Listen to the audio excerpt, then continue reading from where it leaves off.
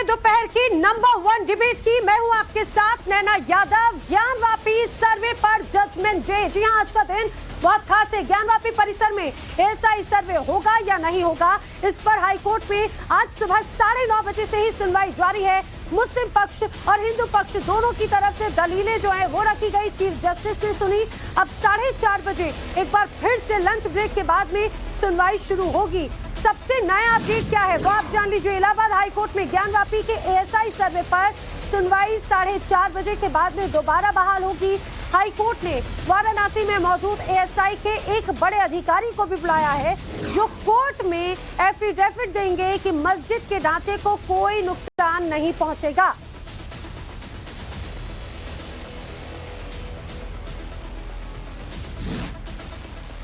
तो आखिर अभी तक की कार्रवाई में, सुनवाई में आखिर क्या कुछ हुआ है, हाईकोर्ट की पल पल की तस्वीर टाइम्स ऑफ भारत आप तक पहुंचा रहा है। आइए आपको सबसे पहले बताते हैं, मुस्लिम पक्ष के 3 बड़े सवाल जरूर पूछेगा, हिंदू पक्ष से भी।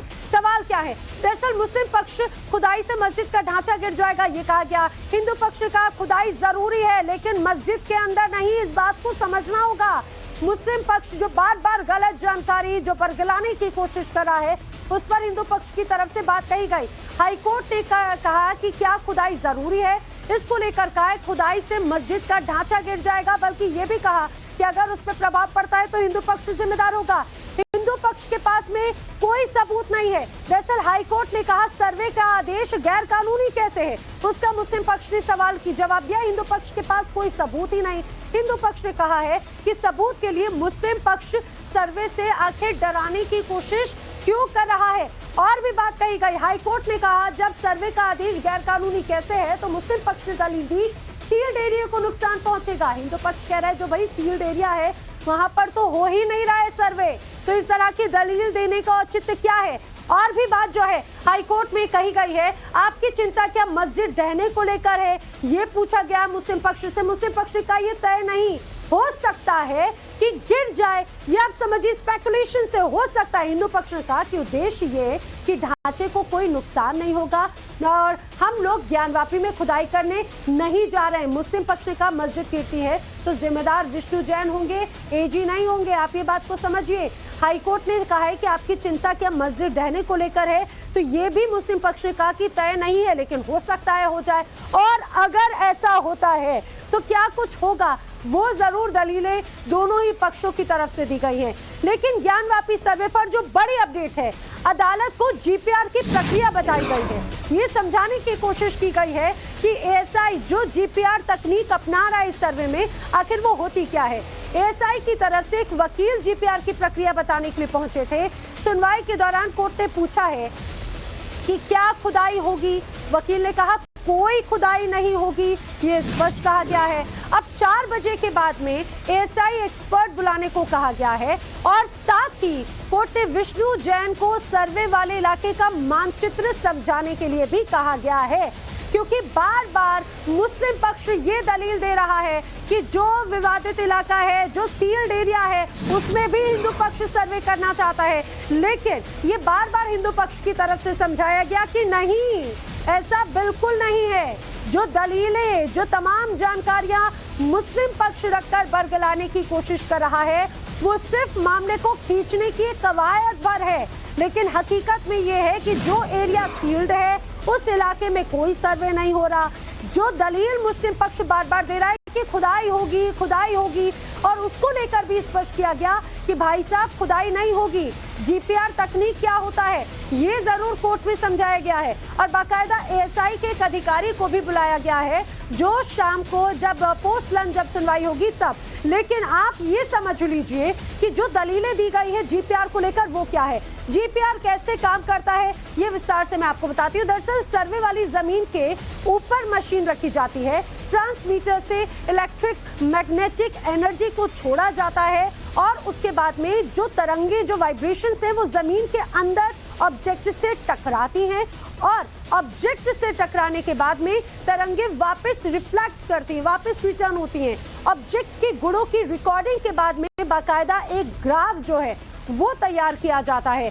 कोर एनालिसिस के बाद में सर्वे की सटीक जानकारी इस जीपीआर तकनीक से सामने आ जाती है। ये है जीपीआर तकनीक, और यही जीपीआर तकनीक जो है वो आज कोर्ट में भी बताई गई। और शाम को आज कोर्ट में जब 4:30 बजे जब एक बार फिर से इस पूरे मामले पर सुनवाई होगी, तो उसके बाद में माना जा रहा है कि बाकायदा एक अधिकारी भी वहां पहुंचेंगे और विष्णु जैन को भी कहा गया है कि ग्राफ बनाकर मैप के जरिए समझाइए। ज्यादा जानकारी विस्तार से मेरे साथी गौरव श्रीवास्तव देंगे, जो लगातार इस पूरी कार्रवाई को, इस पूरी सुनवाई को कवर कर रहे हैं। जरा बताइए, अभी तक की कार्रवाई में गौरव क्या क्या प्रमुख बातें रही हैं, दोनों पक्षों की तरफ से क्या क्या कहा गया? बिल्कुल, देखिए टाइम्स नाउ नवभारत पर हम लगातार हाई कोर्ट के मुख्य न्यायाधीश की बेंच पर चल रही सुनवाई का अपडेट दे रहे हैं।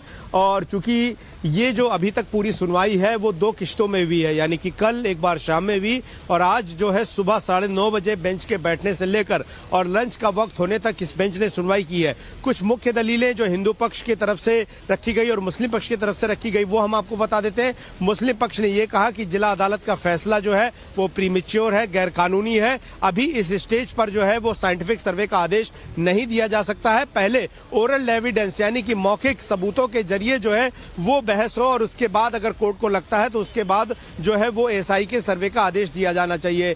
इसके बाद जो है एसआई के सर्वे पर जो आपत्ति जताई गई मुस्लिम पक्ष की तरफ से कि ये चूंकि ढांचा 1000 साल पुराना है, ऐसे में इस ढांचे को नुकसान पहुंच सकता है और शब्द इस्तेमाल किया गया नकवी साहब की तरफ से माइट फॉल, यानी कि उसकी आशंका बहुत कम है लेकिन उस आशंका के जरिए वो एसआई के सर्वे को रोकना चाह रहे हैं। इसके अलावा मुस्लिम पक्ष द्वारा यह कहा गया कि इलाहाबाद हाईकोर्ट में जो पुराने मामले लंबित हैं उनको क्लब कर दिया जाए। इस पर चीफ जस्टिस ने साफ कह दिया कि चूंकि सुप्रीम कोर्ट का आदेश जो है वो जिला अदालत के फैसले को लेकर है, हम कोई पुराने मामले क्लब नहीं करेंगे, हम अपनी सुनवाई इस ही याचिका और जिला अदालत के फैसले को लेकर ही केंद्रित रखेंगे। इसके बाद जो हिंदू पक्ष ने अपनी बातें रखी हैं, अब बता दूं कि 4:30 बजे जो है एक एफिडेविट यानी कि हलफनामा देना है और ये हलफनामा एएसआई के वो अधिकारी देंगे जो इस वक्त बनारस में सर्वे करने के लिए मौजूद हैं और साथ ही साथ मुख्य न्यायाधीश उनको बात कही आपने कि 4:30 बजे एक हलफनामा देकर ये स्पष्ट किया जाएगा, ये आश्वस्त किया जाएगा गौरव कि अंदर जो सर्वे किया जाएगा उससे जो मुख्य अंदर परिसर है, उसका जो मुख्य स्वरूप है, उसमें कोई नुकसान नहीं होगा। गौरव, आप भी बने रहिए हमारे साथ में। मेरे साथ में जो खास मेहमानों का पैनल है, योगी हितेश्वर नाथ हमारे साथ में, महामंडलेश्वर अवनीजी अवस्थी जी मेरे साथ में है, राजनीतिक विश्लेषक हमारे साथ में जुड़ रहे हैं, मोहम्मद अतीक है प्रवक्ता मुस्लिम लीग की तरफ से, मुमताज आलम रिजवी इस्लामिक स्कॉलर है मेरे साथ में है। सबसे पहला सवाल मुमताज आलम रिजवी, आप ही से मैं इस चर्चा की शुरुआत करना चाह रही हूं।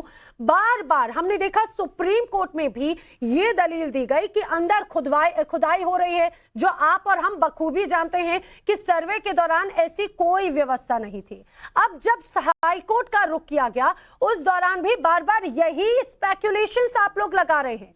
इसे बार बार इसी तरीके से देखा जा रहा है कि मुस्लिम पक्ष बस ये चाहता है कि सर्वे हो ना, किसी भी रूप में बस सर्वे खिंचता चला जाए, इसे ये ना माना जाए तो क्या कहें?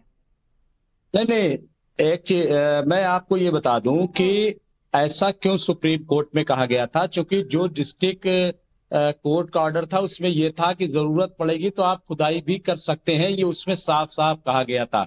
तो इसलिए खुदाई कर सकते हैं, ये जब लफ्ज आ गया तो इसका मतलब ये है कि वहाँ खुदाई भी हो सकती थी, नुकसान पहुंच सकता है, इतनी स्पेकुलेशंस। आप मुझे एक बात जरा समझाइए, मुझे एक बात बताइए, जब मीटिंग बुलाई गई थी मुस्लिम पक्ष की तरफ से कोई वहां पर था, जब जिस दौरान यहाँ पर अंदर 3 सदस्यीय कमेटी अंदर गई थी, क्या मुस्लिम पक्ष की तरफ से कोई था वहां पे? अरे भाई सुन तो लीजिए, मैं क्या कह रहा हूँ, आप अगर गलत तथ्य देंगे तो मैं आपको रोकूंगी और ये डर है तो इसी को लेकर के कि कहीं इतनी पुरानी इमारत है इसको नुकसान न पहुंचाया जाए, इसलिए वहां पे लोग गए। और दूसरी चीज ये कि देखिए, मैं बार बार कह रहा हूं कि दूध का जला छाछ भी फूंक के पीता है। हलफनामा की बात हो रही है, तमाम बातें, ये सब बाबरी मस्जिद के मामले में सुप्रीम कोर्ट में हलफनामा भी दाखिल किया गया था कि परिंदा पर नहीं मारेगा, लेकिन क्या हुआ आप देखिए, अब जोड़ देंगे तो आप उसको गलत मानेंगी, लेकिन हलफनामा तो यूपी सरकार ने किसके लिए दिया था? अतीक और अशरफ के लिए भी दिया था, लेकिन उनको गोली मार दी गई। क्या हुआ? एक्शन हुआ? आप बताइए, जिन्होंने गोली मारी उन पर एक्शन हुआ? तो ये तमाम चीजें, मैं सिर्फ ये कह रहा हूँ, नहीं एक्शन हुआ है, लेकिन जो मर के चले गए प्रोटेक्शन तो नहीं हो पाया ना। इसी तरीके से बाबरी मस्जिद तो शहीद कर दी गई, क्या हुआ उसके बाद? उस हलफनामा का क्या नतीजा निकला बताइए आप। तो इसलिए जो है यही वजह है योगी ईश्वरनाथ जी कुछ कह रहे हैं। योगी ईश्वरनाथ जी, उनका भरोसा नहीं है ना सुप्रीम कोर्ट पर भरोसा है ना हाई कोर्ट पर भरोसा है, उन्हें किसी पर भरोसा नहीं है कि भाई हलफनामा भी दाखिल कर देंगे तब भी उसके बाद भी यही परिस्थिति है। भाई दर्द बयान कर रहे हैं ना, दर्द न बयान करें। अरे तो दर्द में आप में अविश्वास भी तो नजर आ रहा है। अव्युत्थानम धर्मस्य तदात्मानं सृजाम्यहम्। जब जब धर्म के ऊपर इन जैसे जिहादियों की मानसिकता रखने वाले लोगों ने जिस तरीके की विचारधारा पेश की है, ऐसी विचारधारा को खात्मा करने के लिए भगवान श्री कृष्ण ने, भगवान शिव ने अनेकों रूप में विविध रूप में अवतार लिया है और आज भी यही रूप आपको दिखाया जाएगा। और मुझे पूर्ण विश्वास है अपनी न्याय प्रणाली पे, पूर्ण विश्वास है अपनी हाई कोर्ट पे, पूर्ण विश्वास है सुप्रीम कोर्ट पे, सभी पे पूर्ण विश्वास है कि न्याय हिंदू पक्ष के ही लिए होगा, क्योंकि ये लोग डरे हुए हैं। इनको पता है कि जो बीच का जो गुंबद है, आपने मंदिर को तोड़कर मंदिर के ही अवशेष, जो मंदिर की मिट्टी थी, मंदिर का जो सारा पूरा ढांचा था, उसी को तोड़कर आपने मस्जिद को बनाया, उसी को तोड़कर आपने गुंबद को बनाया। ये बिल्कुल क्लियर है, बिल्कुल क्लियर है ये। लेकिन ये लोग मानने को तैयार नहीं है। क्यों? क्योंकि लोग झूठे लोग हैं, फरेबी लोग हैं। ये लोग विश्वास नहीं कर रहे हैं और इनको ये पता होना चाहिए कि सनातन धर्म की जय होगी। ये भगवान शिव का जो मंदिर है, ये मंदिर था तुम्हारे औरंगजेब ने, आप लोगों के औरंगजेब ने धोखाधड़ी के साथ सनातन धर्म के साथ खिलवाड़ किया। और मैं ये भी कहना चाहता हूँ, आप लोगों से ध्यान से सुन लीजिए, आप लोगों को जब निचली अदालत पर विश्वास नहीं हुआ तब आप लोग सुप्रीम कोर्ट गए और आज भी हम विश्वास दिलाते हैं सुप्रीम कोर्ट के यहाँ भी सनातन धर्म की जय होगी, विजय होगा, हमारा ही अश्विनी रहेगा। दुबे जी भी जुड़ चुके हैं, सुप्रीम कोर्ट के वरिष्ठ वकील हैं। लेकिन उसके पहले मोहम्मद अतीक का मैं रुक करती हूँ। मोहम्मद अतीक, यही बात कही जिस तरह से हमारे साथ में हमारे महामंडलेश्वर जुड़े हैं, उनका कहना है कि भाई सुप्रीम कोर्ट में भरोसा नहीं, हाई कोर्ट गए। अब हाई कोर्ट का जो फैसला आएगा, क्या उसके लिए फिर से सुप्रीम कोर्ट जाया जाएगा और यही चक्कर लगाते हुए बस इसे खींचने की एक कोशिश है, ज्ञानवापी का मसला खींचता चला जाए, या फिर आज जो भी फैसला आएगा उसे स्वीकार करेंगे? मोहम्मद अतीक, मैडम सुनिएगा, जरा बीच में मत बोलिएगा, अगर डिस्टर्ब करेंगी तो मैं मुझे अगर आप गलत तथ्य तो मैं ये कह रहा था कि तो अभी जो ये लोग कह रहे हैं कि हमें हाई कोर्ट पे यकीन नहीं, गलत तथ्य और सही तथ्य तय करने वाली आप कोई नहीं है, तो आप एक एंकर हैं। नहीं, गलत तथ्य तो मैं ये कह रहा था आप ये बात मान के चलिए, आप भी बरगलाने वाले कोई नहीं होते। आप सही तथ्य रखेंगे तो मैं बिल्कुल रोकूंगी, सही बिल्कुल नहीं टोकूंगी। गलत तथ्य रखेंगे आप बरगलाएंगी तो मैं आपको रोक दूंगा। आप वर्गलाएंगी तो मैं आपको रोक दूंगा, क्योंकि आपको वर्गलाने की अथॉरिटी किसी को नहीं दी है। मेरा काम है सुनिए मेरी बात। अभी ये जो कह रहे थे पूरा मान जाते हैं, जवाब दीजिए मेरे सवाल का। आज जो भी फैसला आएगा उसे स्वीकार करेंगे ना? नहीं, मैं देखिए, जो विष्णु शंकर जैन परसों डिबेट में बैठे हुए थे, उन्होंने कहा था कि सुप्रीम कोर्ट में आज न्याय की हत्या हो गई, और जबकि सुप्रीम कोर्ट ने सुन लिया उस मामले को, यानी कि वो सुप्रीम कोर्ट को कह रहे थे कि सुप्रीम कोर्ट ने गलत सुन लिया, उसको मौखिक रूप से नहीं सुनना चाहिए था, मौखिक रूप से। अरे जब इनका विश्वास नहीं है, ये सुप्रीम कोर्ट को टारगेट करते हैं, तब नहीं बोला जाता, किसी के मुंह में जबान नहीं होती। और जब मुसलमान कुछ कहते हैं तब लगता है कि वर्गला रहे हैं मुसलमान। मुसलमानों ने तो एतबार कर अपनी बाबरी मस्जिद को भी खो दिया, और किस तरह से जो है मुसलमान एतबार करेंगे? हम नहीं है जो हम सुप्रीम कोर्ट को नहीं बताते कि सुप्रीम कोर्ट को कैसे फैसले देने चाहिए जो मान्य हो। हम तो कहते ठीक है, आप जो फैसला देंगे हम मान लेंगे, क्योंकि हम तो जो प्रक्रिया है हम उसको फॉलो कर रहे हैं। अगर आज हमारे खिलाफ आएगा तो हम फिर सुप्रीम कोर्ट जाएंगे, और हाई कोर्ट सुप्रीम कोर्ट जाना जो भी फैसला आएगा स्वीकार करेंगे। मैं अवनीश जी का रुख करूंगी, आपकी बात पे वो रिएक्ट करना चाह रहे हैं, लेकिन बस हाँ या ना में तो जवाब दो कि आज जो भी फैसला आएगा उसे स्वीकार करोगे या नहीं? नहीं, फाइनल क्या बताया जा सकता है? जब फाइनल फैसला आएगा तो देखा जाएगा, उसको स्वीकार किया जाएगा। अभी फाइनल फैसला तो नहीं है। अगर अभी सर्वे पे हमारे खिलाफ आएगा तो हम सुप्रीम कोर्ट चले जाएंगे। हमारे पास जो फैसले को स्वीकार करेंगे, हलफनार है वहां पे नुकसान ना हो, मस्जिद के इलाके को नुकसान ना हो, यही मांगे ना। इसी बात को लेकर तो लिखित में आश्वासन देने की बात कही गई है। बिल्कुल यही कहा गया था। कल्याण सिंह ने यही भगवा लोगों ने कहा था कि बाबरी मस्जिद को कोई नुकसान नहीं होगा, लेकिन इतने लाख जो है कार सेवकों को वहां घुसेड़ दिया, और उसके बाद पुलिस के जो है फैजाबाद में रोकी रहे, फौज फैजाबाद में रोकी रही, अयोध्या तक पहुंचाई तक नहीं गई। तो आप कौन सी बात कर रही हैं? हम किस पे एतबार करेंगे? हमारे पास जो कानूनी जितने भी ये हथकंडे हैं, हम सारे कानूनी ऑप्शन अपने इस्तेमाल करेंगे। उसके बाद जब फाइनल फैसला आएगा तो हम देखेंगे। अब तो ये हो रहा है ना, ये डरे हुए हैं। ये अवनीश जी ये कह रहे हैं आप डरे हुए हैं, इसीलिए तुम गए निचली अदालत पर, तुम्हें विश्वास नहीं हुआ। अवनीश जी लगता है अवनीश जी अभी हमारे जनाब, निचली अदालत ऊपरी अदालत में आप भी कई बार सभा गए हैं, लेकिन ये तस्वीरें भी अपने दर्शकों को हम दिखाते चल रहे हैं, साइड बाय साइड देखते चलिए, हकीकत को समझते चलिए, वास्तविकता को जानते चलिए। जो अंदर परिसर की जो तस्वीर नजर आई, उसमें स्वास्तिक चिन्ह, उसमें ब्रह्म कमल, उसमें से वो तमाम चिन्ह नजर आए जो ये दर्शाते हैं कि आखिर अंदर क्या था। समझेंगे जी अवनीश ये जी नहीं पता, वहाँ शंख दिख रहा है, त्रिशूल दिख रहा है, बिल्कुल वहाँ पे मंडपम की तस्वीरें नजर आ रही है, गणेश जी की प्रतिमा नजर आ रही है, उनकी आकृति नजर आ रही है, और यही तो शायद इसी बात का तो डर है कि और भी चीजें सामने आएंगी। अवनीश जी आप मोहम्मद अतीक की आप बात का जवाब दे रहे थे। बात बड़ी साफ सी है सुनैना जी, जो औरंगजेब के समय के जो कागज हैं उनको ये मानने को तैयार नहीं है। हैरत की बात है, सिर्फ इस संदर्भ में मानने को तैयार नहीं है, औरंगजेब के बारे में जो बाकी जानकारियां हैं वो मानने को तैयार हैं। क्या औरंगजेब टोपी सिलता था, ये मानने को तैयार है। औरंगजेब ने मंदिर तोड़वा करके मस्जिद बनवाई, ये मानने को तैयार नहीं है। और अगर ये मानने को तैयार नहीं है तो उसके लिए सर्वे होना चाहिए।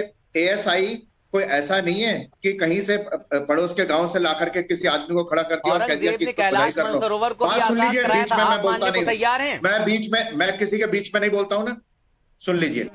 ASI अंतरराष्ट्रीय स्तर की संस्था है जिसकी विशेषता यह है कि वो किसी भी चीज की, किसी भी पत्थर की, किसी भी इमारत की रख रखाव भी करता है और उसकी प्राचीनता का परीक्षण भी करता है। समझ लीजिए, उसके बाद मालूम चल जाएगा, उसके बाद तो मान लेंगे। अगर वो 600 साल 800 साल 1000 साल पुराना पत्थर है तब तो मान लेंगे ना, कि नहीं मानेंगे? तब भी नहीं मानेंगे, या तब भी कहेंगे कोर्ट के पास जाएंगे हम।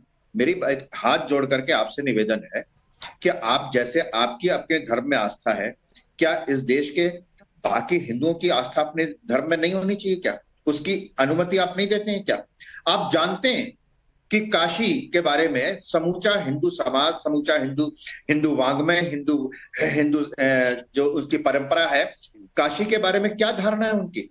इसके बावजूद आप छोड़ने को तैयार नहीं, इसके बावजूद आप लगातार कह रहे हैं कि गलत हो रहा है, ये तो तोड़ देंगे जी, ये कर देंगे जी, वो कर देंगे जी। इस देश में अगर आपका कोई धार्मिक स्थल है, हम लोग भी उसकी उतना ही सम्मान करते हैं, लेकिन आप लोग तो कुछ मानने को तैयार ही नहीं है, काशी के बारे में कुछ सुनने को तैयार ही नहीं है। जबकि ये वहां लिखा हुआ है, बाकायदा उसका फरमान है, और फरमान के बाद वो आता है कि हाँ जी मैंने तोड़ दिया मंदिर, उसके बावजूद मानने को तैयार नहीं है। आज बड़ी साफ सी बात है, हम तो आप ही के सवाल का जवाब दिया।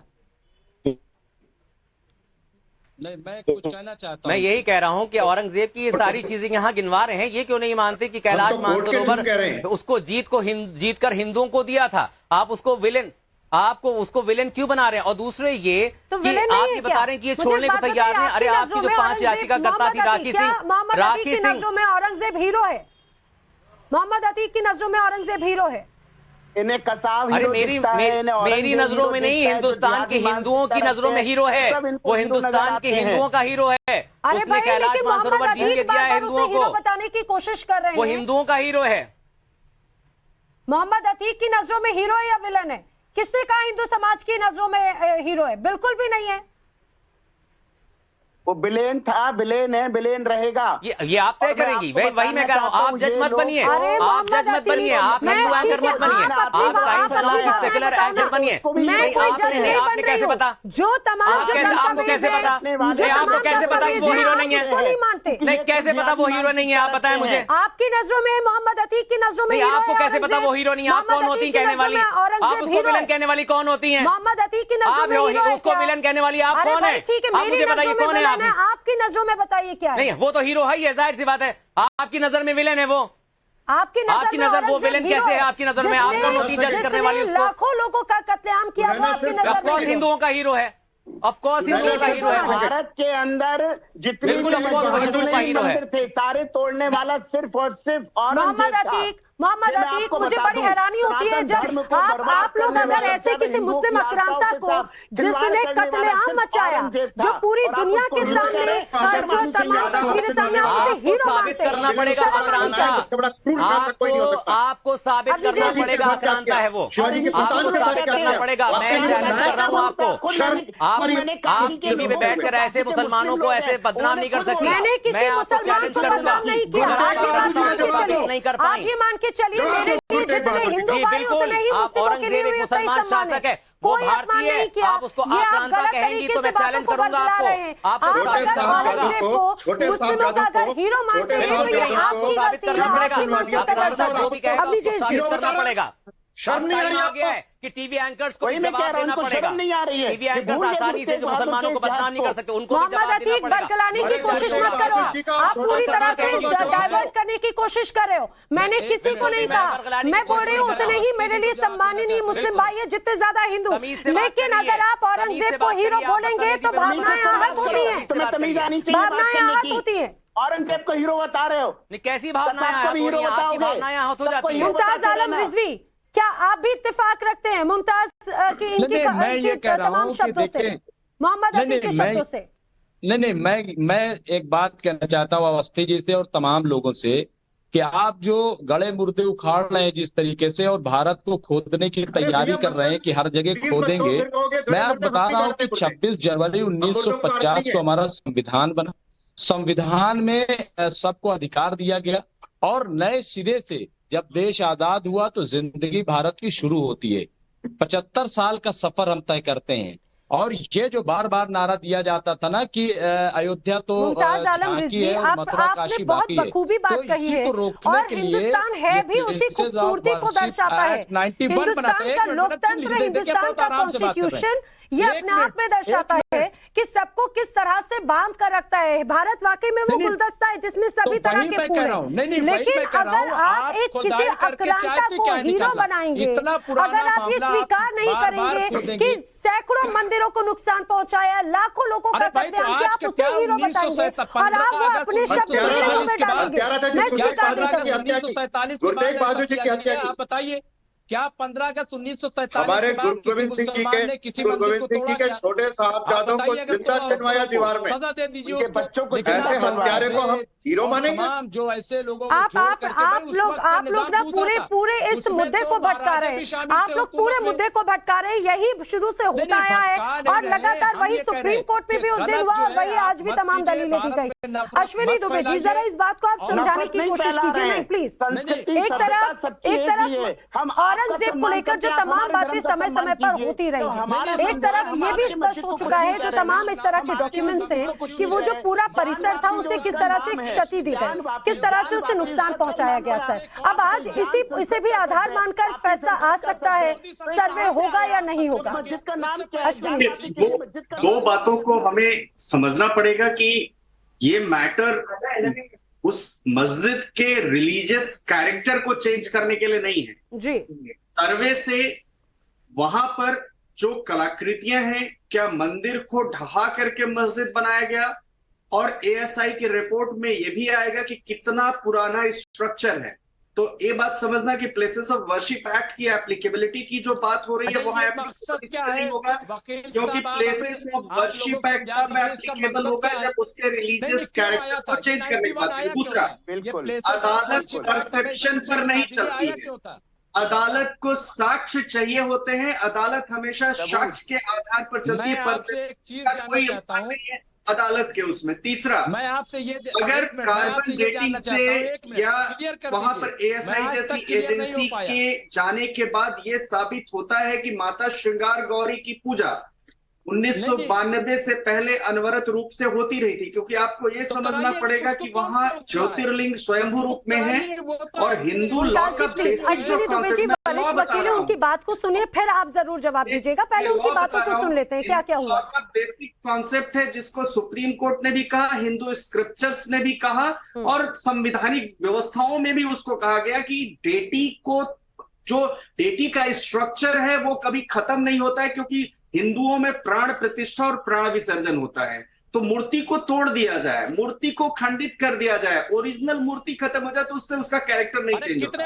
अब ये 5 डिवोटीज जो है उन्होंने ये नहीं मुकदमा फाइल किया कि ज्ञानवापी मस्जिद को कन्वर्ट करके मंदिर बना दिया। उनका सिंपल कहना था 1992 से पहले वहां लगातार पूजा होती थी, एग्जीक्यूटिव ऑर्डर के द्वारा वो पूजा बंद कर दी गई। और भारत के संविधान का अनुच्छेद 25 आर्टिकल 25 हमें रिलीजन को प्रोपोगेट करने की इजाजत देता है, लिहाजा हमें वहां पूजा करने की इजाजत दी जाए। In the mean time court commissioners का सर्वे हुआ। कोर्ट कमिश्नर्स जब वहां गए तो उन्होंने कहा जो कलाकृतियां मिली, जो आकृति मिली, जो चिन्ह मिले, वो सब कहते हैं कि हिंदू मंदिर है, हिंदू मंदिर पर मस्जिद बना। और एक और बड़ी बात, वहीं पर शिवलिंग भी मिला और वजू वाली जगह पर, जिसको ये हिंदू मुस्लिम पक्ष फवारा कहता है। ऑनरेबल सुप्रीम कोर्ट ने अपने विजडम से बड़ा बैलेंस ऑर्डर पास किया, दोनों पक्षों को लेकर, मस्जिद कमेटी को भी लेकर के और फिर डिवोटीज को लेकर, कि जो शिवलिंग वाली जगह है उसको प्रोटेक्ट किया जाएगा, डिस्ट्रिक्ट एडमिनिस्ट्रेशन प्रोटेक्ट करेगा, और जो वजू वाली जगह है वजू वाली जगह को भी प्रोटेक्ट किया जाएगा, और वहां पर नमाज ऑफर करने में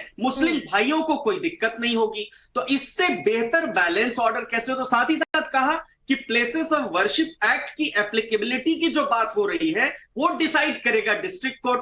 डिस्ट्रिक्ट कोर्ट ने कहा कि प्लेसेस ऑफ वर्शिप एक्ट 1991 का जो एक्ट है वो 1947 से पहले के जो स्ट्रक्चर्स एग्जिस्ट कर रहे हैं उन स्ट्रक्चर्स के रिलीजियस कैरेक्टर को चेंज नहीं करेगा। यानी ये मुकदमा ये नहीं है कि मस्जिद को मंदिर बना दिया जाए, ये सिंपल सा मुकदमा ये एसर्टेन करने का है कि क्या वहां पर मंदिर था। अब बाबरी मस्जिद की जो बार बार आती है, बाबरी मस्जिद को सुप्रीम कोर्ट के 5 जजेस बेंच, जस्टिस दीपक मिश्रा की जब बेंच थी, जब डॉक्टर इस्माइल फारूकी के केस में जजमेंट आया, उस समय भी ये बात आई कि एक लैंड का मुद्दा है, वो जमीन का मुद्दा था। और कई वर्षों पे लगातार अदालतों में चलने के बाद 2 से 3 महीने तक सुप्रीम कोर्ट की 5 जजेस बेंच ने सुनवाई करने के बाद यूनानिमस डिसीजन दिया।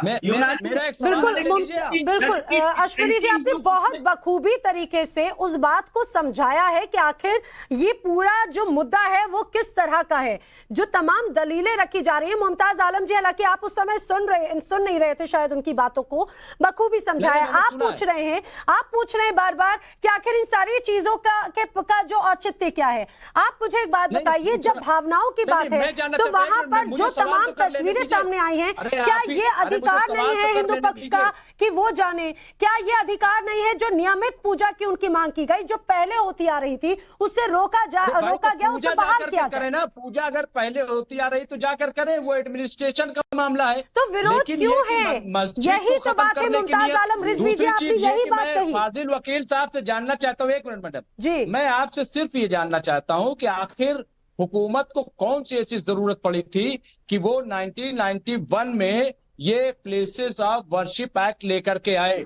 क्या जरूरत पड़ी थी, क्यों लेकर के आए? लेकिन मुमताज आलम रिजवी जी, देखिए जब इसको लेकर याचिका दायर की गई तो उसे भी उसको खारिज कर दिया गया था। अश्विनी जी, जरा बताइए कि काशी वाले मामले में प्लेसेस ऑफ वर्शिप एक्ट किस तरह से लागू नहीं होता, जो सुप्रीम कोर्ट में भी खारिज किया जा चुका है। पहले 1991 के एक्ट की बात कर देते हैं, संविधान की बात कर देते हैं, और काशी विश्वनाथ मंदिर पर देश की कोई ऐसी व्यवस्था नहीं है जो किसी व्यक्ति को अदालत जाने से रोकती हो। प्लेसेस ऑफ वर्शिप एक्ट में साफ तौर पर लिखा है कि कोई व्यक्ति अदालत नहीं जा सकता, ये एक इंडिविजुअल के फंडामेंटल राइट का वायलेशन है।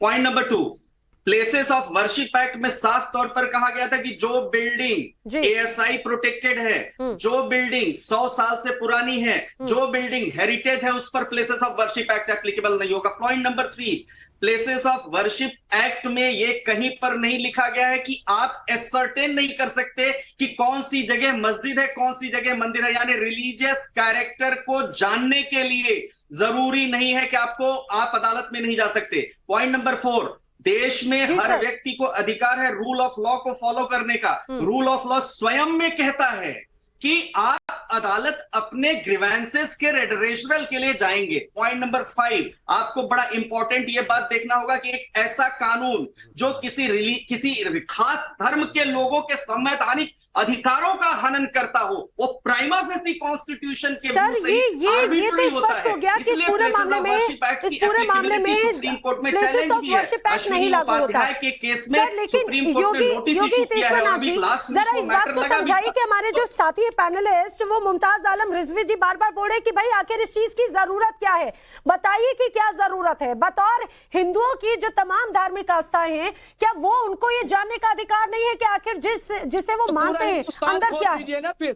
मैं रिजवी जी से एक बात कहना चाहता हूँ। हिंदुस्तान में एक लाइन है, मैं 2 लाइन बोलना चाहता हूँ। मुमताज आलम जी, ऐसा नहीं होता, जब मैं किसी और से सवाल पूछूं तब आप ही जवाब दो, आपसे पूछूं तब आप लड़ो। उनका जवाब तो सुनिए। मजहब नहीं सिखाता आपस में वैर करना, हिंदी है हम वतन है, हिंदुस्तान हमारा हमारा सारे जहां से अच्छा।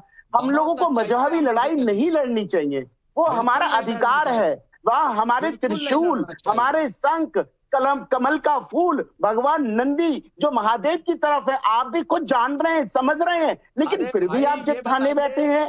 क्यों आप नहीं समझ लेते कि वो हमारा मंदिर है, शिव का मंदिर है, उसको इन्हें दे देना चाहिए। इन 4 लाइनों से समझिए, मजहबी लड़ाई मत लड़िए। आप लोग हमारे हैं, हमसे अलग नहीं है। आपका डीएनए अगर चेक किया जाए तो आप भी हिंदू हैं।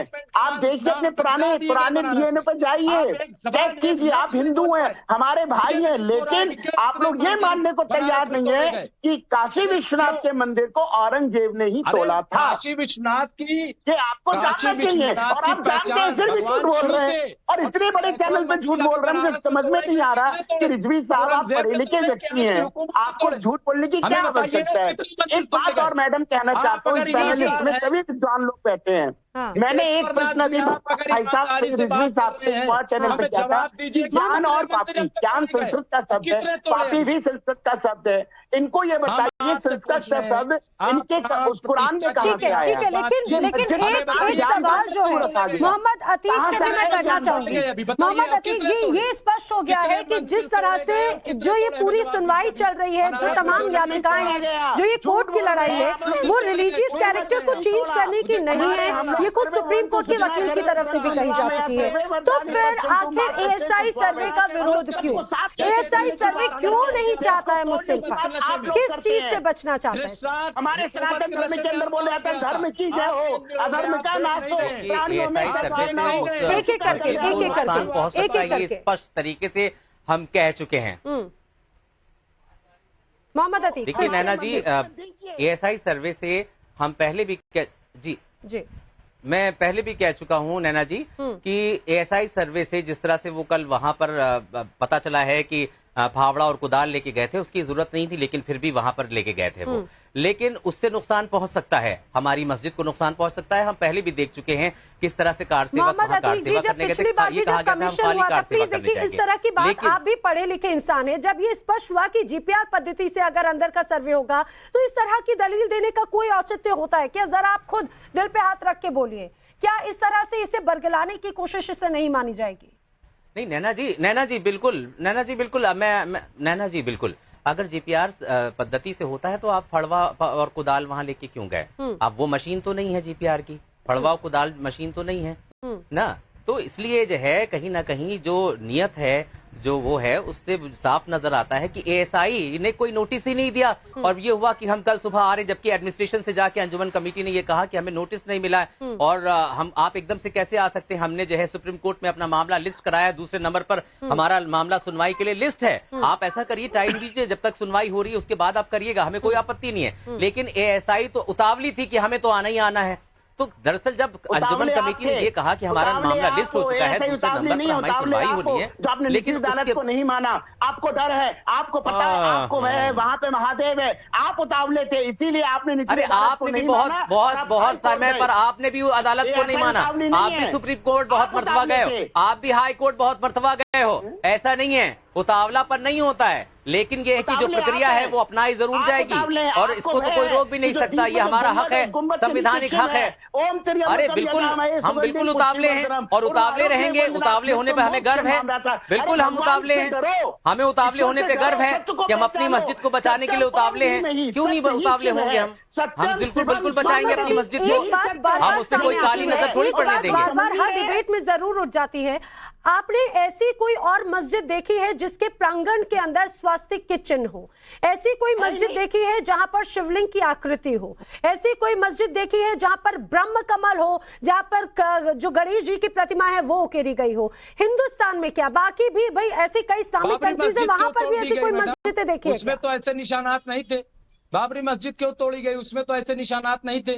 आप फिर घूम फिर के ना, आप घूम फिर कर मुमताज आलम, आप टॉपिक को बरकरार देते हैं। अश्विनी दुबे जी ने बखूबी समझाया था बाबरी मस्जिद का मामला और ज्ञानवापी का मामला कितना अलग है, कितना अलग है। अवनीश जी जरा बताइए। नारे में शामिल है क्या? अयोध्या तो अभी मथुरा मेरी बात ये नारा है। बात सुनिए। अरे आप मुमताज आलम जी सुनिए, अवनीश जी, मुमताज आलम की एक बात मुझे बताइए, अगर किसी इबादत की जगह पर मस्जिद में अगर बुत आ जाते हैं, कोई ऐसी प्रतिमा आ जाती है, ऐसे चिन्ह आ जाते हैं, तो क्या मस्जिद नापाक होती है कि नहीं होती?